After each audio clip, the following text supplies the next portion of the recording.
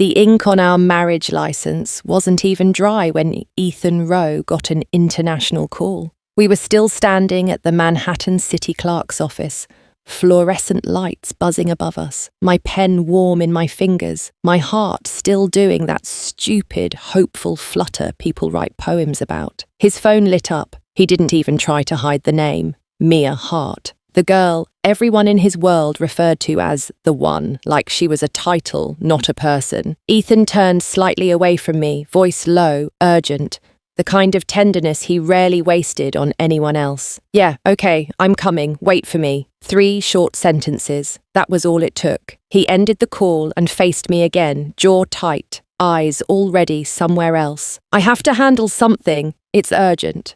That was his entire explanation. No apology, no hesitation, no, Claire, give me 5 minutes. No, Claire, let's finish what we started. Just that, like my name was an errand he could reschedule.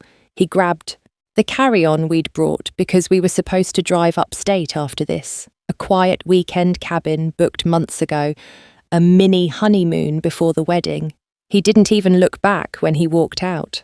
By the time I made it to the sidewalk, he was already hailing a cab like the city owed him speed. Ethan! My voice followed him into the noise. Thin, ridiculous. He paused for exactly 1 second, came back just close enough to touch me, and did what he always did when he wanted to keep me obedient. He smoothed a hand over my hair like I was a child. Be good, Claire, he murmured, soft and convincing. We'll do the paperwork again next time. I really have to go. Then he turned and left, faster than the day he got down on one knee and promised me forever. I stood there on the courthouse steps, watching his cab melt into traffic, and something inside me made a sound like a thread snapping, not loud, just final. The next morning, I woke up with my phone still in my hand. I'd fallen asleep on the couch without meaning to, dress thrown over a chair, makeup half wiped, my engagement ring cutting a small crescent into my palm. Habit made me open Instagram, and the algorithm, as if it had been waiting for its moment, served me Betrayal in HD, a crisp video, shot steady, bright as a commercial. There was Ethan, in a white suit, impossibly handsome, standing beneath a tiny chapel arch in Las Vegas. All white wood and sunlit innocence, and in his hands, Mia Hart's hands. Their fingers were laced like they belonged there. Mia's smile was radiant, shameless, victorious. Ethan's expression matched it so perfectly my stomach rolled, because I recognized that face. That face was what he used to give me in the beginning, before I became someone he could postpone. Text across the story read, "Congrats to Ethan and Maya, forever starts today."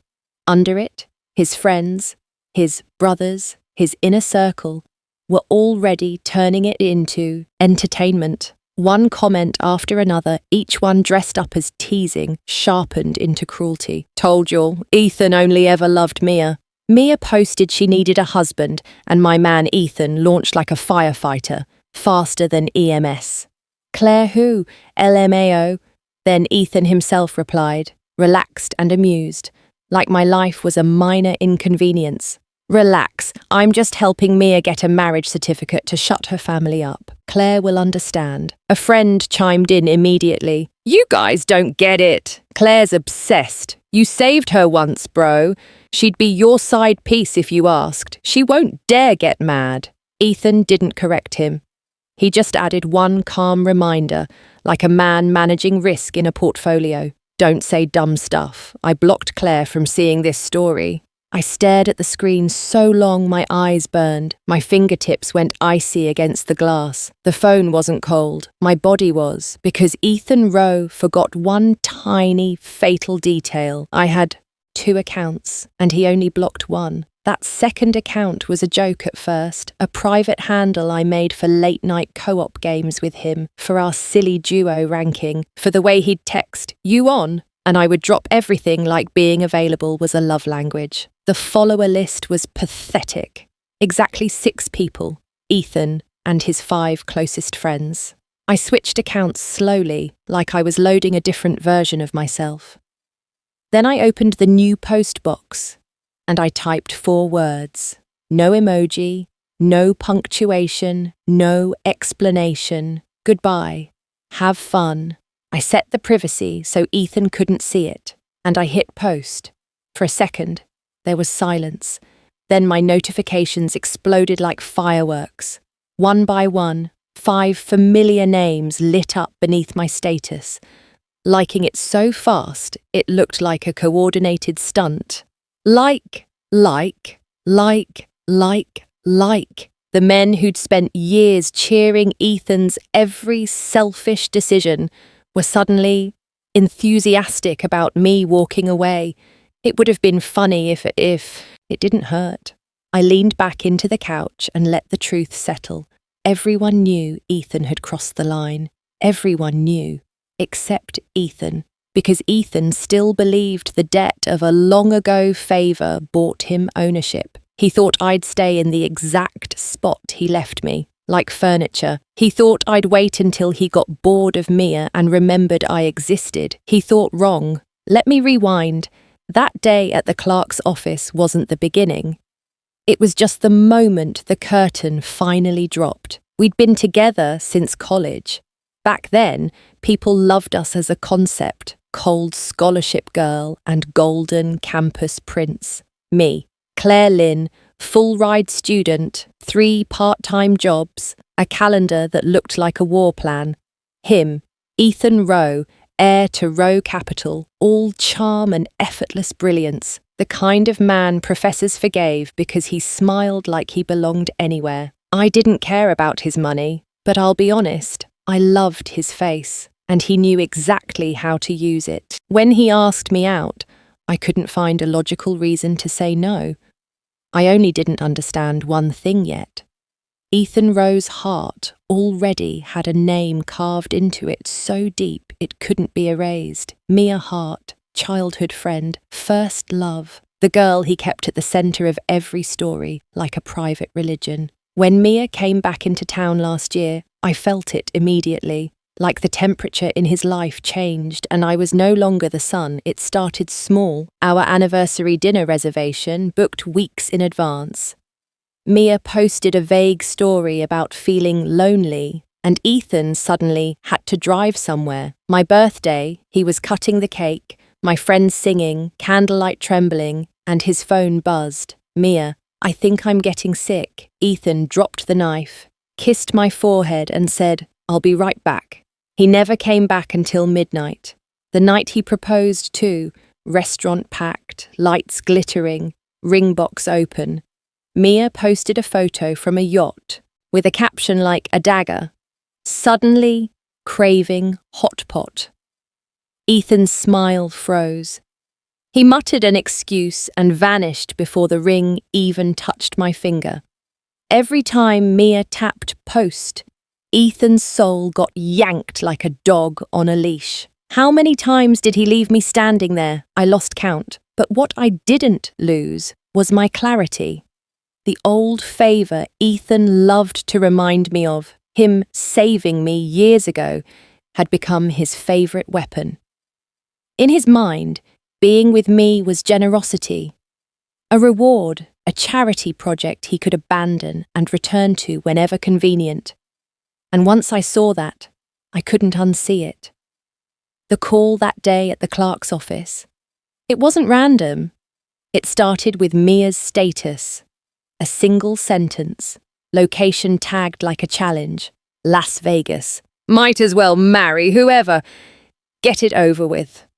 Attached was a photo of her from behind, white chapel in frame, blue sky, veil caught mid-air. It wasn't a joke. It was a flare, and Ethan, like a trained animal, reacted. His face changed instantly, colour draining, focus sharpening, body turning away from me as if I'd become background noise. His right foot had been moving toward the counter to complete our process. The second he saw her post, it pivoted toward the exit. I caught his sleeve lightly, more instinct than hope. We can finish the paperwork first, I said. It'll take 10 minutes. He paused. Just one beat. Then he did the head pat thing again. The gentle lie, the tone that always made me feel unreasonable for wanting what he promised. Next time, he said softly. I swear, today I really can't. And he left. 2 days later, I found myself alone in a bridal studio in Soho, the kind that smelled like expensive perfume and quiet desperation. That day was supposed to be our engagement shoot. Instead, I walked in alone and changed my booking to a solo portrait package. The staff tried not to stare. In the dressing room, a few makeup artists whispered while cleaning. Brushes. There's a couple out there doing a shoot, one said.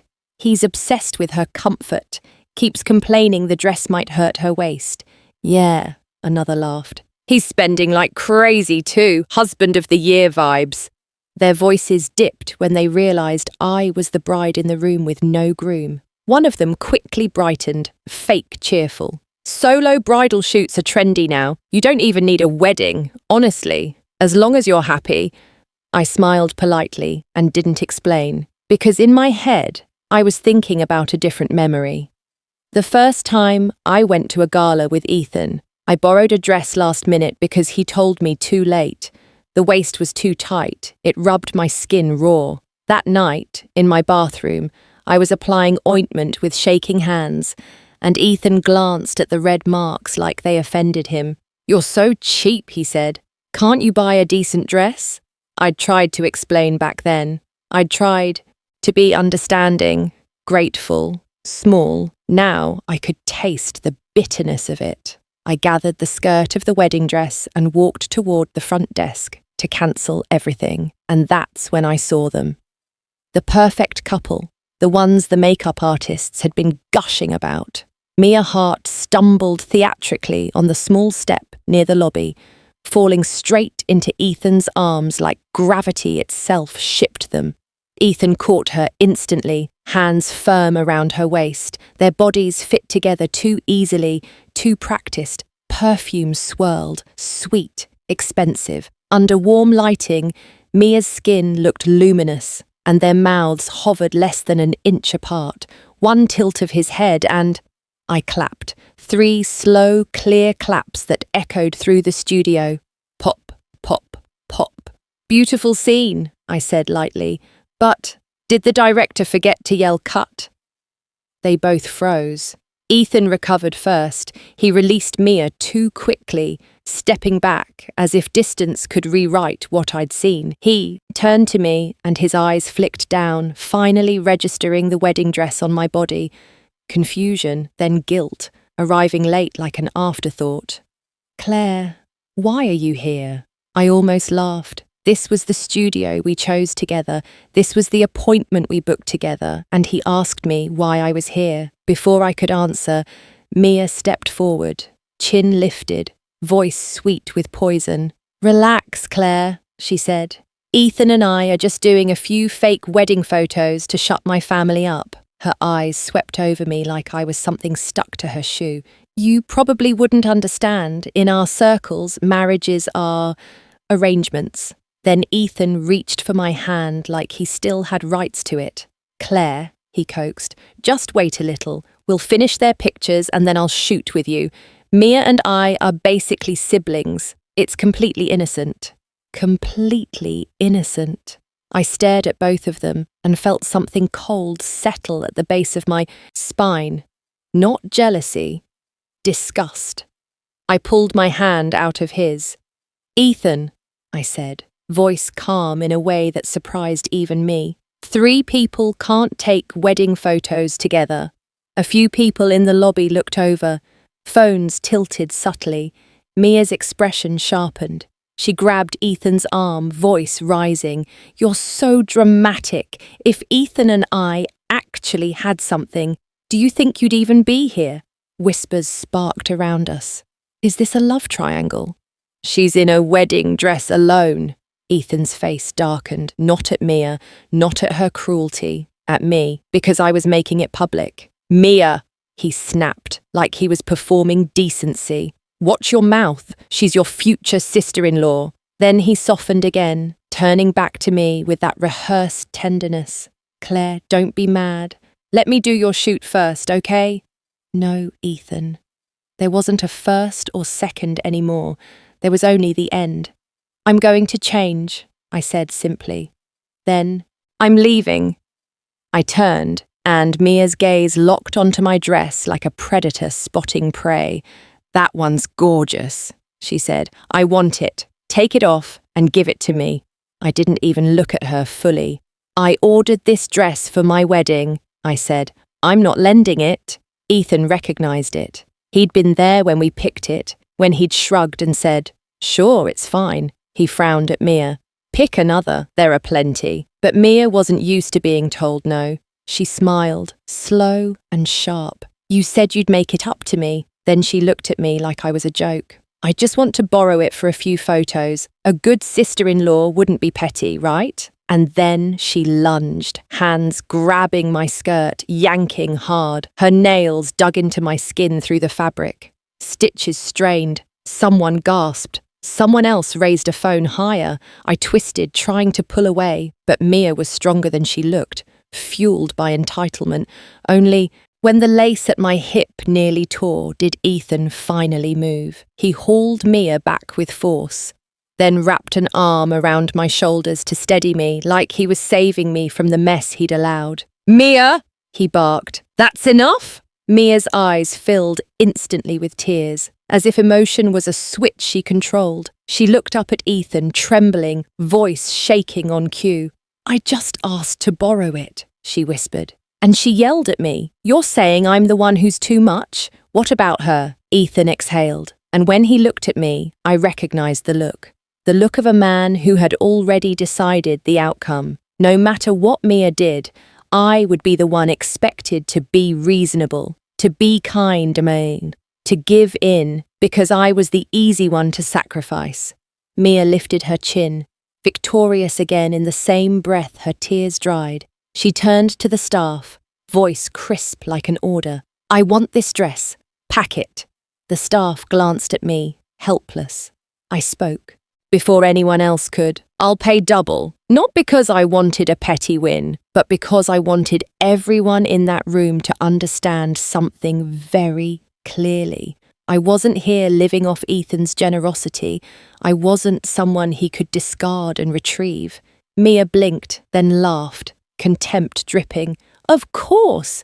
Girls like you only know how to spend a man's money. Her eyes flicked to Ethan. Without him, you'd survive. Ethan didn't answer. He stepped away under the pretense of checking his phone, staring out a window like the skyline could save him from my eyes. And in that silence, I finally said the truth out loud. Slowly, clearly, loudly enough that both of them heard every word. We met in college, I said. Back then, you hadn't inherited anything yet. You were still living on an allowance. I looked straight at Ethan, and I still never asked you to save me. The room held its breath, and for the first time in 7 years, I felt it.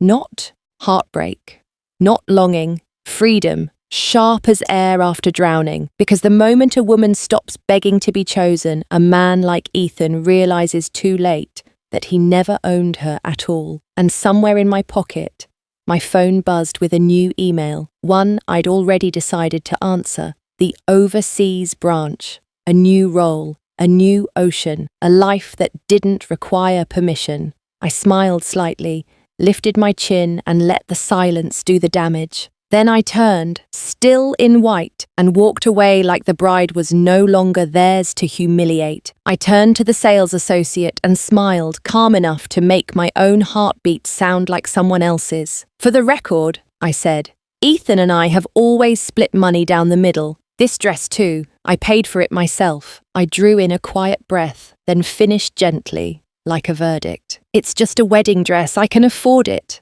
Mia's pretty little face twitched. For a fraction of a second, embarrassment flashed in her eyes. Then she buried it under a cold, practiced scoff. She slid a black card out like a blade, pinched between 2 fingers, and handed it to the associate with a lazy flick. Fine, I'll pay triple. Then she lifted her chin and enunciated every word. making sure the room heard her generosity like a trophy. Consider it me buying the dress your future sister-in-law is still clinging to. The associate looked between us, frozen, unsure which way to breathe. I tilted my head slightly, then nodded.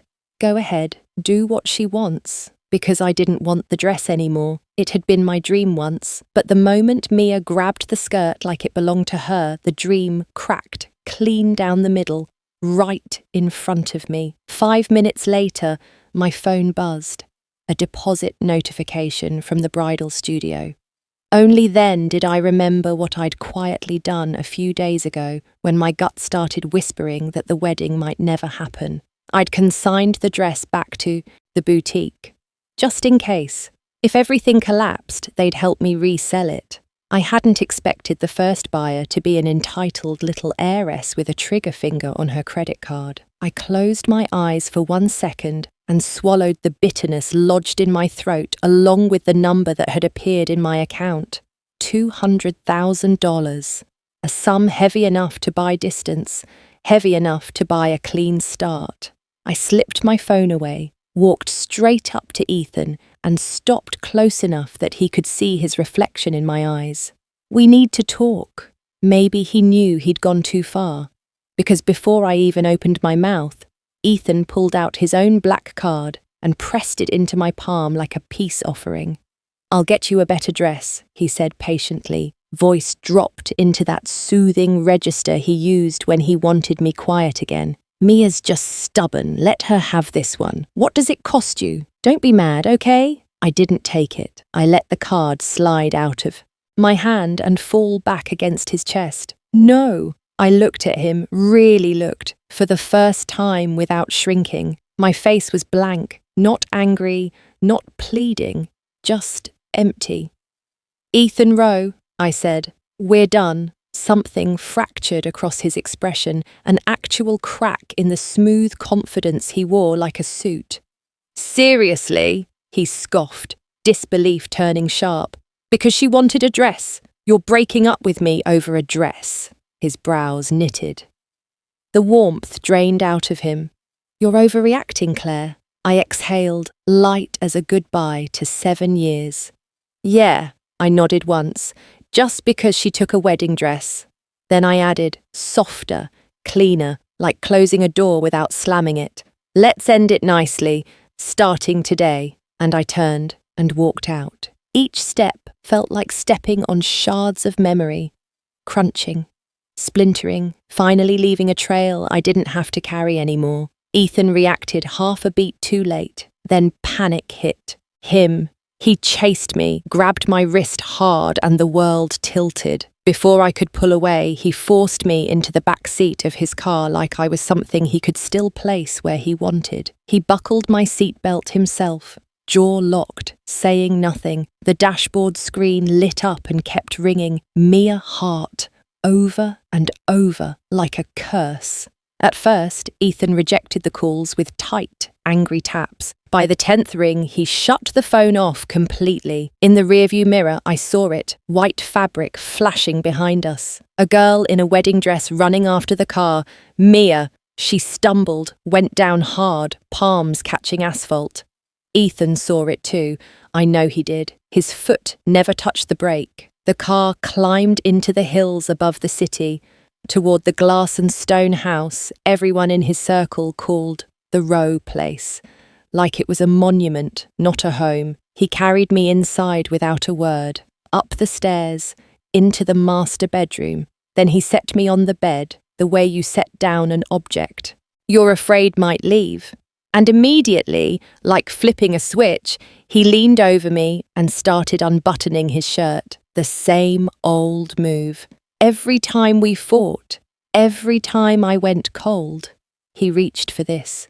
As if the bed was his courtroom and his body was the argument that always won, as if a deep kiss and a tight hold could erase the outside world, erase the way he abandoned me, erase the way he kept choosing her. His shirt slid off, hit the floor, his torso hard, familiar, the kind that used to make my face heat when I accidentally looked too long, and all I felt now was ash. The compliment Ethan gave me most often wasn't beautiful, it was reasonable, good, not dramatic. He was used to a Claire who swallowed everything and called it maturity, a Claire who stood exactly where he drew the outline and never stepped outside it. He believed that no matter how angry I got, a few soft words and a night in his arms would reset me back to default.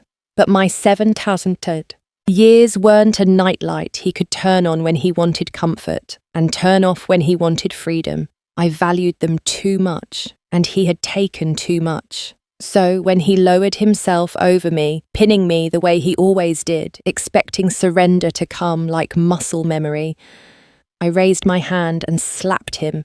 No hesitation, no warning. The sound cracked through the quiet bedroom like a gunshot. Ethan froze. 1 full second of nothing. Then he lifted a hand to his cheek and stared at me as if the family dog had suddenly grown teeth and bitten him. I looked straight back, steady, terrifyingly calm. "Ethan Rowe," I said, each word clean and unmistakable. "I'm done. We're over." Rage flickered in his eyes, hot, offended, and then fear swallowed it whole. "No!" His voice softened instantly, pleading, coaxing, turning me back into a child in his mind. He reached for me, pulling me into his arms like a man trying to keep a door from closing. "No breakup. Claire, come on. Don't do this. Mia and I are nothing. I love you. It's always been you. But Ethan, your love had never belonged to me the way you claimed. Your loyalty had always tilted toward Mia like gravity. If I hadn't watched you light up for her again and again, I might have stayed trapped inside your emotional maze forever, always trying to earn what you never meant to give. You could say sweet things when it suited you. You could hold me tight, promise a future, make me believe the warmth was real. And then, in front of other people, you could diminish me with a laugh and a shrug. You didn't even know what I actually did for work. You couldn't name my project. You couldn't tell anyone what I was building, what I'd bled years into, what I dreamed beyond being your fiancé. When people implied I was only with you for money, you never corrected them. You just smiled and drank, as if that rumor kept me in my place. I used to tell myself you were just emotionally distant. Then Mia came back, and suddenly you were very good at expressing feelings. Just not for me. My eyes slid to the nightstand. The phone screen had lit up again. A new post from Mia, a photo of 2 hands wearing wedding rings, fingers interlaced, studio lights blurred in the background. Under it, her wish list, numbered neatly like she was checking off prizes. Next to wedding photos, a check mark, and her caption made my stomach tighten. Counting down to his divorce, he said if another bride gets it, I get it too. I recognized the rings instantly, the rings Ethan and I picked together, measured together, engraved together. I opened Ethan's profile. On my main account, there was nothing, of course. I switched to my second account. A new update appeared immediately. A wedding-style photo of Ethan and Mia, her head on his shoulder, his arm around her waist.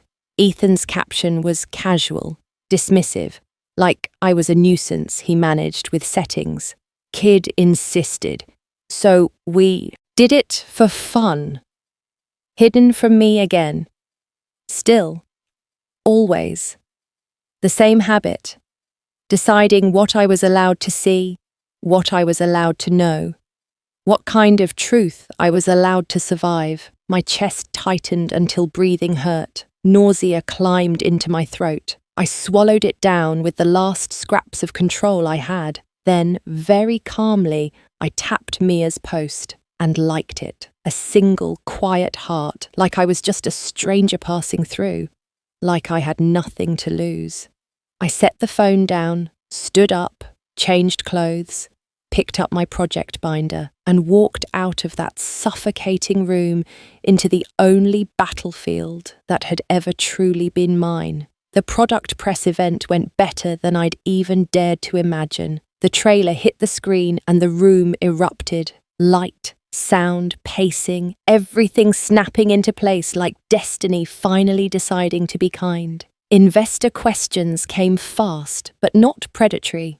Interested, excited, real. Champagne clinked, deals hovered in the air. For hours, I didn't touch my phone. My assistant held it. Before the event started, I'd told her one rule. If Ethan calls, don't answer. When it was finally over and I remembered my phone existed, I saw the missed calls. More than 20, same number, same name. I stared at it without feeling anything, not even anger, just quiet. I opened my contacts, found Ethan, blocked, then deleted, then erased from every shortcut my muscle memory had built. It took seconds. My future wasn't a man who treated love like ownership. My future was airports and contracts and launch timelines, servers, revenue, players cheering when they logged in, a sky wide enough for my own name. Then my screen lit again. A message storm from an old group chat, our late-night gaming crew. 5 guys. Ethan's closest friends. They'd made the chat years ago for raids and ranked climbs, jokes and trash talk and stupid loyalty. Ever since Mia came back, Ethan had stopped logging on. Then he left the group entirely, blaming work. And me, I stayed, partly out of habit, partly out of pride. I carried the team through seasons, won ranks, showed up to drinks after tournaments, kept the peace for a man who didn't deserve it. Messages flew in. Claire, you coming out tonight? Let us send you off. Heard you're leaving soon? If you don't drink with us, we're disowning you. We're paying. Don't you dare try to cover anything. I stared at the teasing lines and felt my mouth tilt slightly. Fine, I typed. 1 drink. Then I added, almost to myself, might as well make it a clean goodbye. They sent the address. When I arrived, all 5 were already there, dressed unusually well, like they'd put effort into being adults for once. After a few rounds, the air loosened, laughter got louder. Then the man across from me stood, Adrian Shaw, the quiet one, the one who always seemed to see more than he said. He walked around the table and stopped in front of me, broad shoulders blocking my view of everything behind him. His voice dropped, low and hard. Don't look. But I already had, because 1 second before he moved, I'd caught the scene over his shoulder. A table behind us had filled with new guests, Ethan Rowe, Mia Hart, and a crowd playing truth or dare, like grown-ups pretending they were still harmless. I turned my head anyway, just in time to see Mia climb straight onto Ethan's lap, arms looped around his neck. She kissed him like a performance, like a threat. Their mouths tangled while their friends howled and clapped like it was funny. My stomach flipped violently, and for the first time that night, I felt genuinely drunk, not from alcohol, from the final collapse of whatever wall I'd kept standing inside me. Adrian didn't drink at all. He quietly swapped my glasses with water, quietly blocked my sightline, quietly carried the night for me. When it ended, he was the one who drove me home, downstairs, under the key. Building lights? He tapped my shoulder gently. Claire, we're here. Wake up a little. I'll walk you up. I tried to step out, but my legs gave. I fell into his chest. Cool, clean cologne. Nothing like Ethan's heavy, familiar scent. I startled awake instantly and pulled back. Adrian released me just as fast. We separated at the same time, both of us stepping into a distance that was polite, careful, like the fall never happened. Then the air behind me changed, cold, sharp, a shadow with a heartbeat. The next second, my wrist was yanked so hard my bones ached. Ethan appeared like a storm made human, dragging me into his arms as if catching me in a crime. His voice was tight, vibrating with fury. Claire Lynn, his grip bruised. You're not even going to explain. What the hell are you and Adrian doing? all the haze in my head vanished. I lifted my chin, met his eyes, and spoke so calmly it felt like someone else using my mouth. Nothing. Ethan's hands tightened on my shoulders, shaking slightly, like he was holding himself back from something uglier. "I saw you." I smiled, small and sharp, and the words came out on their own, clean as a boomerang returning to the thrower's face. "We're just good friends," I said, completely innocent. Exactly what he used to say about him and Mia. He flinched, his hands loosened, and for the first time, Ethan Rowe looked like a man realizing the language he weaponized could cut him too. Adrian stepped forward quietly, placing himself between us without drama, without touching me. He glanced down at me, eyes softening. I shook my head slightly and forced a polite curve into my mouth. "Thanks for bringing me home," I told him. "Drive safe." Adrian held my gaze for a second, then nodded once. "If you need anything," he said, voice low, "call us." And he walked away into the night without looking back. When his silhouette disappeared, the space around me thickened, like ice. Only me and Ethan remained under the yellow hallway light. I turned to go inside. Ethan caught my wrist again, grip desperate. His voice went rough, searching for a story that made him the hero. "Mia saved my life once," he said hoarsely. "When I was a kid, I fell in the water. She ran for help. Everything I do for her, it's just paying a debt." I turned back, expression flat. Then I pried his fingers off my wrist, one by one, like removing something sticky, and I slapped him. Hard. The sound snapped through the night. "Paying a debt," I said, voice ice calm, "doesn't usually end in marriage." Ethan's face finally cracked all the way open. His eyes reddened, panic spilling through. You knew?" I exhaled slowly, like releasing a weight I'd carried for years. "Yes," then softer, final. "We're done."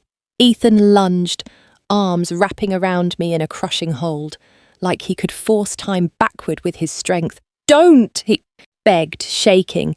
"Don't leave. 5 days until the wedding. If you hate Mia, I'll divorce her. I'll cut her off. I swear, just don't break up with me." I pushed out of his arms with effort and stepped back, looking at him like he was a stranger who had learned my face.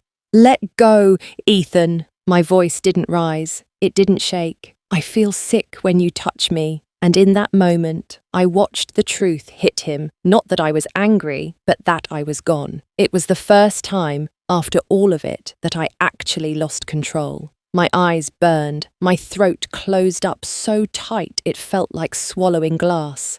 The word tore out of me raw, ugly, loud enough to shock even myself. "Get out."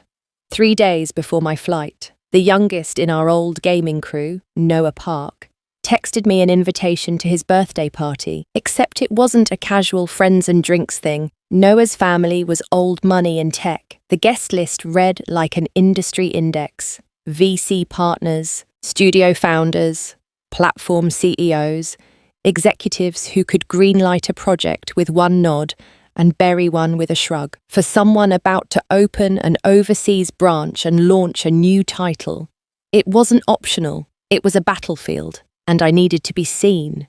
The moment I stepped into the ballroom, I barely had time to exchange 2 business smiles before Noah showed up like a hurricane and grabbed my wrist. "Claire, please," he hissed. "Save me. My little cousins are destroying the living room."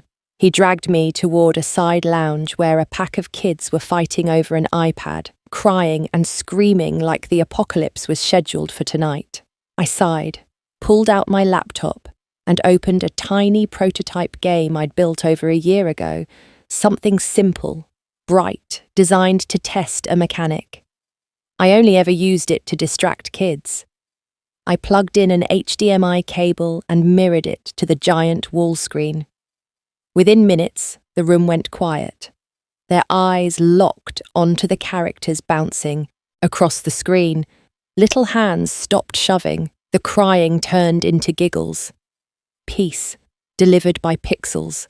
And that's when the noise hit. A wave of camera shutters, voices calling names.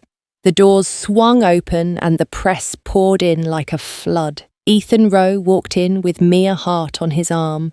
Ethan's family investment firm had money everywhere. Health tech, online platforms, media infrastructure. Him showing up at a tech-heavy party made sense. But Mia was still a nobody in the industry, a fresh face with no portfolio anyone respected. Without Ethan, she wouldn't have been allowed within 10 feet of this room. From across the hall, I watched them glide in under the flashlights, looking exactly like a couple chosen by a magazine editor for a cover story. White teeth, perfect hair, expensive ease. A polished predator in a tailored suit was still a predator. Noah stood beside me and let his eyes flick over them once. Then his mouth curved into a lazy, cruel smile, and he strolled forward to greet them like a host welcoming a joke. "Adrian's late because he's busy." "That I understand," Noah called out, voice bright. "But, Ethan, you too. Since when do you show up late to anything?" As he spoke, his gaze deliberately swept Mia head to toe. Openly, unapologetically, the exact look that said, "I don't understand your taste and I'm not going to pretend I do." Ethan accepted a drink from a server, smirked and answered like the room belonged to him. "Last-minute delay," he said lightly. "My little wife made a scene before we left." I saw Noah's eyes flick, just once, toward where I stood. Then he raised his voice on purpose, sweet as poison. "Little wife?" he echoed. "You mean Mia?" For a heartbeat, the air tightened. Ethan's expression snapped serious in the way men only do when they're protecting the person they actually value.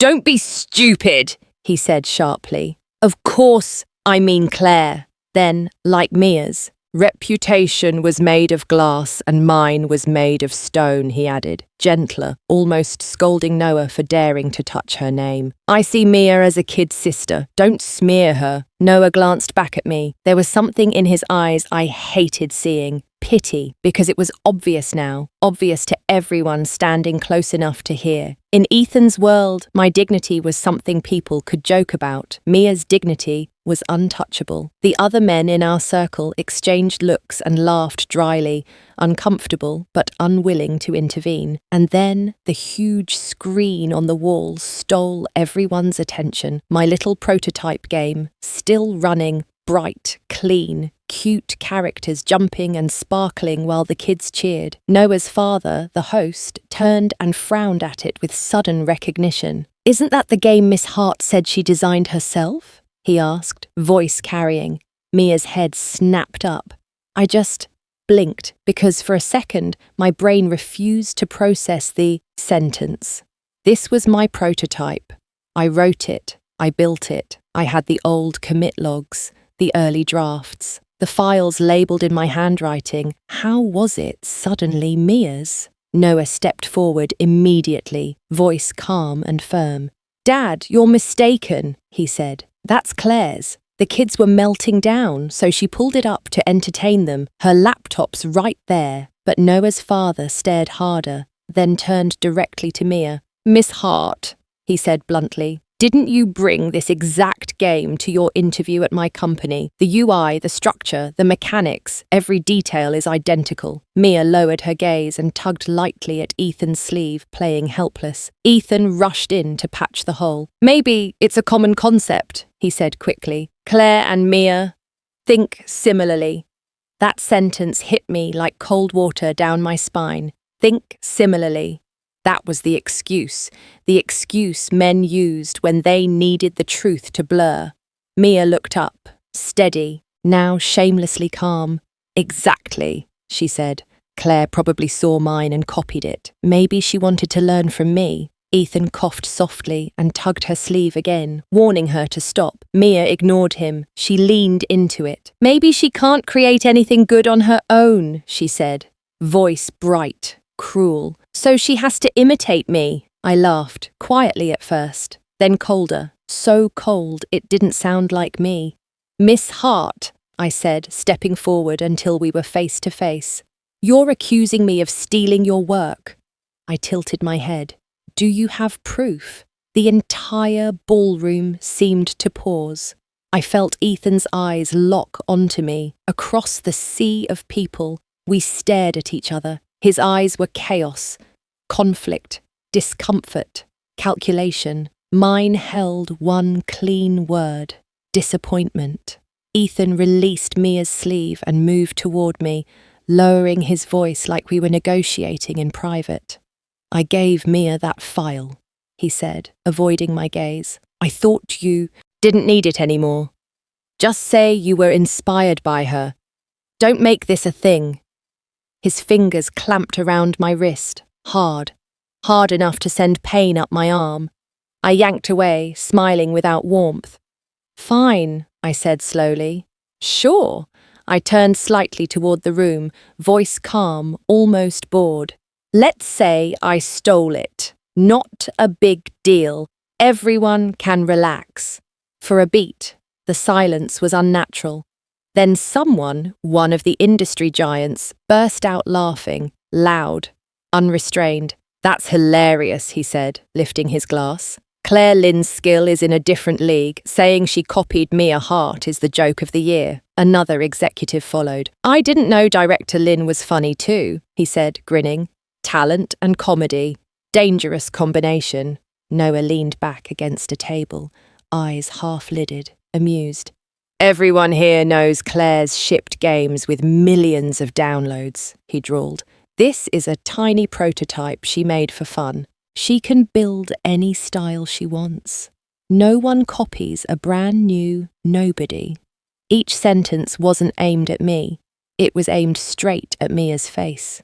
Mia went pale, then flushed bright red like she'd been scolded. She glared at me, teeth clenched, voice shaking with fury. Even if she's talented, so what? She snapped. She's jealous. She's trying to destroy me. Noah opened his mouth to respond, and then Mia said something that made the whole room freeze. It's because Ethan married me, she announced, chin raised, fingers gripping his sleeve like a flag. She's the mistress who tried to break our marriage, the ballroom erupted. What? Married? So Claire is mistress? Ethan panicked. He moved fast, trying to pull me closer, like he could frame the truth with his hands. I stepped aside. My voice came out flat. Ethan Rowe, I said. You let them smear my reputation. I swallowed it. Now you want to destroy my career too? His face broke open, voice hoarse. No, Claire, listen. Let me explain. I'll explain everything. He grabbed my hand and dragged me into the center of the room like he was about to stage a rescue. Claire Lynn is my fiancée, he announced. Our wedding is in 3 days.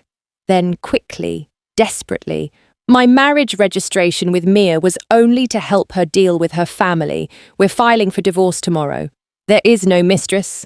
Mia and I are like siblings, not lovers. And then, as if performance could become truth, he turned to me and leaned down to kiss my forehead, right there, in front of everyone. I turned my head. His lips hit air.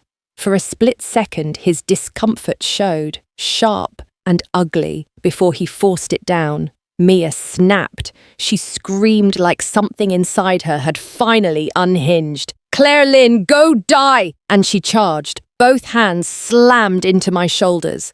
I was in heels, too close to a banquet table. My balance went. I fell backward. My head struck the corner of the table with a sickening crack.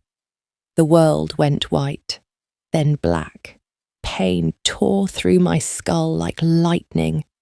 Something warm and sticky started sliding down the back of my neck. In the blur, instinct took over. I grabbed Ethan's pant leg with shaking fingers. Hospital! I gasped.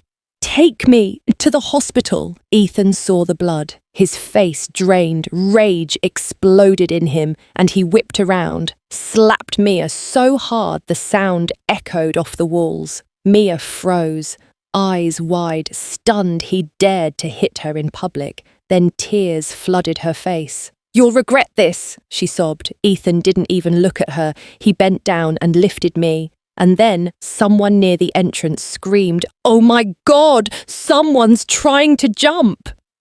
Ethan's body went rigid. I felt it. The exact moment his arms tightened, then locked, like a machine receiving a new command. In his head, I could almost hear it. "Mia, Mia, Mia." He forgot I was bleeding in his arms, forgot the warmth dripping down my neck, forgot the way my vision was collapsing. He lowered me onto a couch like I was an inconvenient package, and then he ran, straight for the door. The drop onto the couch jolted my head. Pain surged so hard I nearly blacked out again. The ballroom noise blurred into a distant roar. My vision tunneled, and through the swaying crowd, someone cut toward me, fast, decisive, like a blade parting water. A tall figure, blocking the ceiling lights with his shoulders. Adrian Shaw. He didn't shine like a spotlight. He didn't burn. He was something warmer, steadier, quiet strength. He crouched, slid an arm beneath me, and lifted me with careful hands, like I was fragile, like my pain mattered, like I was not something to be dropped. The last thought that flashed through me before the darkness swallowed me whole was simple and strange, like a prayer I'd forgotten how to say. So this is what it feels like, to be held gently, to be worth that kind of care. When I woke, hospital lights stabbed my eyes. White, harsh, clinical. The air smelled like antiseptic and winter. Adrian sat beside the bed, still, as if he'd been there the entire time, guarding the space where I could finally breathe. Later, Noah shoved my phone into my hand like it was urgent. My first instinct wasn't to cry, wasn't to ask about Ethan. It was to protect my work, my name, my career. I called my assistant immediately. "Pull everything," I said, voice tight. "Copyright records, repository logs, submission timestamps, source code. Send it all to legal." I was about to dial again when Adrian spoke for the first time since I woke up. "You don't need to." I paused, turning to him. "What do you mean?" His gaze was calm. "Everyone already knows she stole it." I blinked, not following. Noah scratched the back of his head, half furious, half amused. "After you were taken out," he said, "your phone was still connected to the projector." He inhaled. Sharply. "Mia called. She thought you'd answer." Noah's voice shifted, mocking Mia's tone. "She bragged, said she did it on purpose, wanted to wedge herself between you and Ethan so she could label you the mistress, said she made Ethan steal your game files for her interview, said she hated you, wanted you ruined." Noah looked at Adrian like he was handing him the last piece. Adrian's voice came out cold. "From the moment they left the party to the moment she called, it wasn't even 30 minutes. He held my gaze. "And she still bragged about how energetic he was." Noah rolled his eyes like he wanted to throw up. "Ethan Rowe is the dumbest kind of loyal." Then he shrugged, grim. "And that's why everyone knows the truth. Your phone was feeding audio into the ballroom speakers." I went still. I'd accidentally turned my own HDMI cable into a courtroom microphone. Adrian picked up a plate of fruit, offered me a slice of apple, already peeled, already seeded. "Take care of your head," he said quietly. "Don't let it leave damage." I nodded once, because my brain, my work, my future were worth more than any of the dirt they'd tried to grind me into. The door to my room slammed open. Ethan and Mia stood there. Ethan looked frantic. Mia looked like rage wearing expensive clothes. Ethan's face lit up when he saw I was awake. He stepped forward like he had rights to my space. Noah jumped up instantly, blocking him. "Doctor said concussion," Noah snapped. "More than 10 stitches. Keep your distance." Ethan's eyes cut to Adrian, dark, possessive. What are you doing here? Ethan demanded. Adrian didn't even lift his head. He calmly fed me another piece of apple like it was the most natural thing in the world. As far as I know, Adrian said, you're married, and you're broken up with Claire. He finally glanced at Ethan, expression flat. So why wouldn't I be here? You left her bleeding on a couch. He paused, then added, looking toward the doctor passing outside, 5 more minutes and she wouldn't have made it. My heart dropped. Was it really that bad? I whispered. Before anyone could answer, Adrian stood, and then his fist collided with Ethan's face. One clean punch, Ethan flew back into the wall. And suddenly they were fighting, wild, ugly, like 17-year-old boys in adult bodies. Mia screamed and lunged, trying to hit Adrian from behind. Noah snapped. Oh, hell no! He grabbed Mia by the arm and yanked her away, dragging the chaos out into the hallway. Nurses shouted, doctors yelled, footsteps pounded, bodies slammed. Then security and police arrived. What they found was 5 grown adults, bruised and disheveled, scattered across the corridor like wreckage. Mia was handcuffed on the spot for aggravated assault. An attack that could have killed someone. She collapsed, legs giving out, trying to crawl toward my bed, reaching like I could save her. Adrian stepped in front of me again, tall and immovable. Mia's voice cracked. Claire, tell them it was a joke. I didn't mean it. I smiled faintly. Same old trick, I said softly. You think this ends like it did before? You think money and a good family name can bury a body and call it an accident? I turned to the police. When she pushed me, I said clearly, she shouted, "Go die." The ballroom cameras caught everything, and she has a history of violent incidents from school. Mia's face drained. She twisted toward Ethan like a drowning person grabbing the nearest sleeve. Ethan! She screamed. Are you insane? Your ex is doing this to me and you're just standing there. Tell her to drop it. I'm not going to jail. Ethan opened his mouth, and I cut in smoothly. Oh, and Ethan, I said, voice even. I have cameras in my home office. The footage of you accessing my internal files. I can hand it. Over any time. Ethan swallowed. Hard. Because his company was preparing for an IPO. Because scandal was poison. Because he could survive heartbreak, but not a permanent stain on paper. He pried Mia's hands off him and spoke with a softness that was colder than cruelty. I'll hire the best lawyer, he said. We'll try to reduce the sentence. Mia stared at him like he'd stabbed her, makeup streaked down her face, expensive and ruined, because that was the truth, wasn't it? When self-interest was on the line, even a first love became disposable. After the police took Mia away, the room finally went quiet. Ethan stood there a long time, staring at me like he wanted to rewind everything with his eyes. Then he whispered, Claire, I'm sorry. I laughed, not because it was funny, but because anger sometimes comes out as sound. I accept your apology, I said, each word deliberate. But I don't forgive you. Noah shoved him out before he could say more. We accept your apology too, Noah said coldly, but we never said we'd let you off the hook.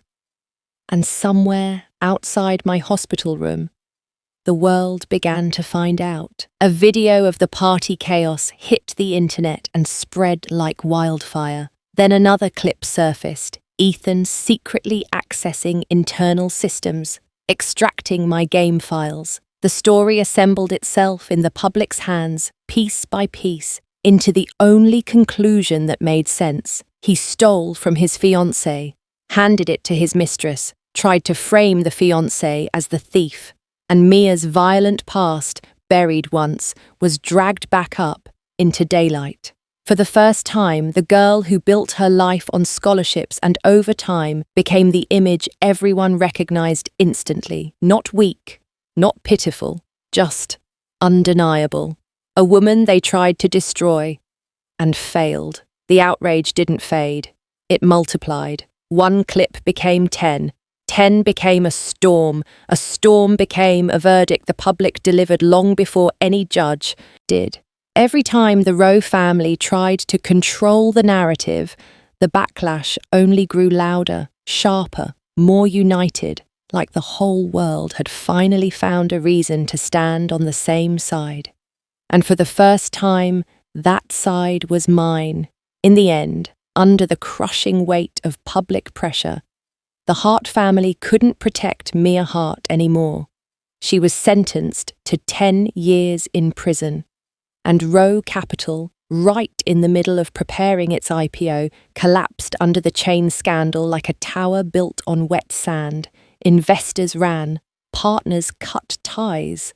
The board held emergency meetings behind closed doors, and when the doors opened again, the outcome was already carved in stone.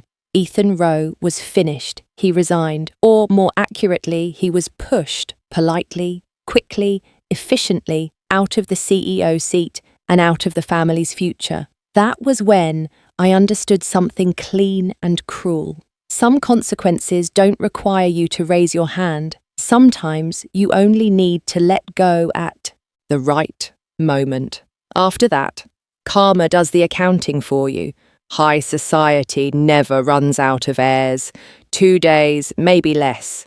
That was all it took for the Rowe family to erase Ethan from every meeting, every signature line, every future plan. They pulled him out like a defective part and replaced him with his younger brother without even pretending to mourn. The company would survive. The IPO would return after the image cleanup, but in that new polished portrait, there was no place for the man who used to be called Young Master Rowe. Because I needed recovery time, my overseas departure was delayed by 2 weeks. On the day I finally left, I entered the VIP lounge at the airport, and the first person I saw was Ethan. He looked like someone had drained him, cheeks hollow, jaw sharp, dark bruises under his eyes like sleep had abandoned him for good. For a second, I almost didn't recognize him. I walked in, silently, rolled my suitcase to an empty chair, sat down. I truly didn't know what was left to say. He sat across from me with his hands clasped so tightly, his knuckles turned white. He stared for a long time, like he was trying to memorize my face in case he never saw it again. Then he asked, voice low and broken, "Is there really no chance left for me?" I looked at him calmly and shook my head once. He laughed, small, bitter, ragged. "Claire, do you remember college?" he whispered. "When you were being bullied and I stood in front of you?" I inhaled slowly. "I remember. But remembering isn't the same as loving." He nodded as if he'd expected that answer, and still it cut him. "Do you remember all the plans we made?" he said, forcing a smile that didn't reach his eyes. "We promised every winter we'd ski in Switzerland, then go to Iceland to see the Northern Lights. That was the moment my patience snapped. Not loud, not dramatic. Just gone. You went," I cut in softly. "With Mia." I looked. Straight at him, my voice steady, my hands still. "You skied in Switzerland with her. You watched the Northern Lights with her." My throat tightened anyway, the old ache flaring like a bruise pressed too hard. "And I never went. Not once."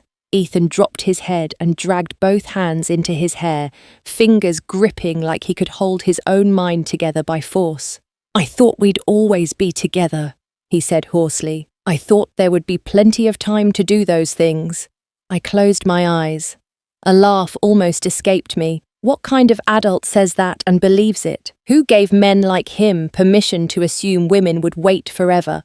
Wait until he played enough, loved enough, regretted enough, then returned like a king coming back to a throne he never earned. He lifted his head again, eyes red, swallowing hard as if he'd reached the last cliff edge inside himself. "Did you ever love me?" he asked.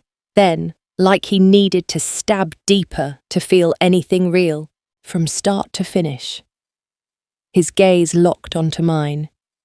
"If I hadn't saved you back then, would you have stayed? I didn't answer.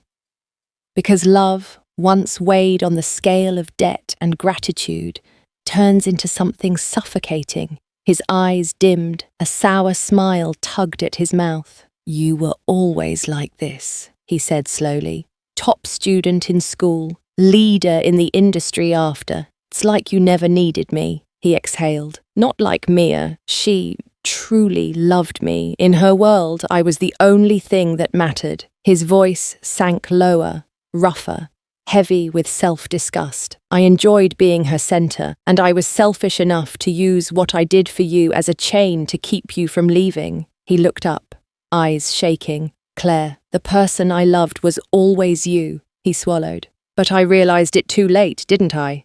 The airport announcement cut through the lounge. My flight boarding. I stood, wrapped my fingers around the suitcase handle. Ethan, he looked up instantly, eyes desperate, like my voice was oxygen. We should end this, cleanly. Then I turned and walked away. Behind me, his voice cracked on my name. Claire. I didn't turn around, and I never would. 3 years passed from the day I left that city and stepped onto American soil to build a life that belonged to me. The game studio and tech platform I founded grew from a small startup into a powerhouse, then finally went public. My name became something people quoted in meetings. My company became something competitors studied. The work became loud, bright, relentless. Late nights hunting bugs, high-stakes negotiations that felt like walking a wire, product launches under camera flashes, keynotes on stages where the spotlight was hot enough to burn, and somewhere in all of that, I met a version of myself I'd never been allowed to become before. Independent, sharp, unapologetic, unchained from anything toxic. I never contacted Ethan again, never asked anyone about him. His memory became wind, sometimes brushing past, never strong enough to stir the water in my heart. Once, at a rare gathering with old acquaintances, I heard he'd disappeared from high society entirely, living quietly in the suburbs, carrying regrets he couldn't spend or speak away. As for Mia, after sentencing, her name vanished. The elite stopped mentioning her. Social media moved on. A person who once screamed for attention became an old rumor buried under newer scandals. And I found joy again, not in revenge, in work, in teams who stayed up with me before deadlines, who celebrated wins like family, who held steady when storms came. Most importantly, I found joy in myself. Adrian Shaw, the man who appeared at the exact moment I was bleeding and chose to lift me gently instead of using me, became one of the few close friends I trusted in my life. He never demanded repayment, never turned kindness into leverage, never used what he'd done as a bargaining chip. He simply stood beside me, quiet support, calm presence, invested when needed, showed up when my courage wavered, a companion who walked forward with me, never someone who tried to drag me back. Maybe one day, when the old wounds are completely sealed, I'll open my heart again. But right now, I'm satisfied living for myself, chasing the dreams I once shelved for a man who never deserved them. One night, I stood on the rooftop of our new headquarters. Wind swept across the skyline. The city below glittered like a sea of stars, and my chest held no hatred, no pain, only lightness, like finally putting down a suitcase I'd carried too far for too long. I let go of the past, not because I forgave them, but because I finally understood something simple. I deserved a future far better than that. Epilogue. Ethan Rose POV. 3 years since Claire Lynn walked out of my life. 3 years since the light I foolishly believed would always belong to me stopped shining in my direction. I live in a small apartment on the outskirts of the city now. No gala invitations, no luxury wine, no rooms that turn toward me when I smile. Just quiet. The kind of quiet that makes the ticking of a clock feel like a judge counting down your sentence. Outside the window, misty rain falls. The sky is the colour of old ash. I hold a cup of coffee that's gone cold because I keep forgetting to drink it. I used to be Ethan Rowe. The name used to open doors.